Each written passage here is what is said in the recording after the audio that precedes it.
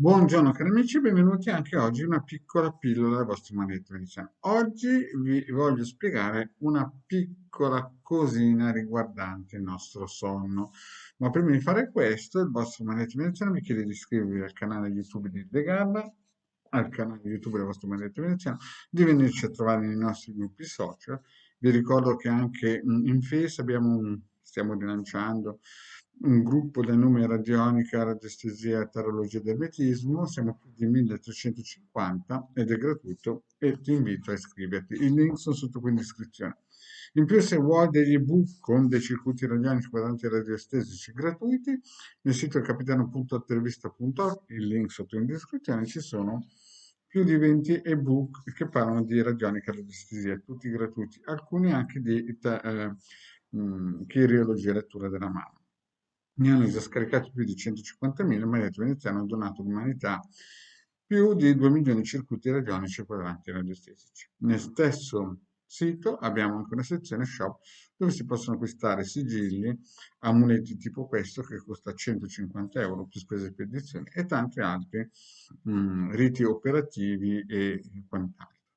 In più vi ricordo che questa sera, venerdì alle 21:30, il Legarda terrà le sibili interattive gratuite nel suo canale. Bene, parliamo un po' di alcune volte che mi capita di fare delle indagini radiostesiche sulla casa o sul sonno. E si vede che in questa casa qua tutto va bene, però la persona mm, che mi contatta, il committente che mi contatta, dice che è disturbato. Allora, partendo dal presupposto che la casa ha delle buone energie, partendo dal presupposto che non ci sono falde, no? Cosa può disturbare il sonno? Signori, una delle cose principali che una persona deve tenere presente è il materasso. Lo ripeto, se non hai capito. È il materasso. Lo ripeto ancora, il materasso.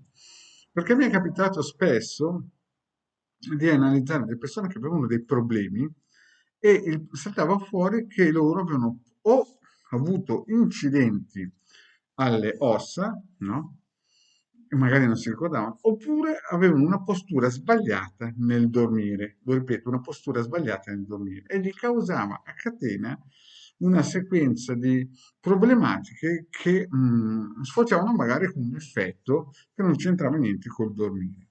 Allora, una delle cose principali che le persone devono tenere presente, oltre che prendere la melatonina radionica o anche fisica, è la qualità del sonno. E la base della qualità del sonno, partendo dal presupposto che non ci sono problematiche di falde, di geni, di entità in casa, è il materasso.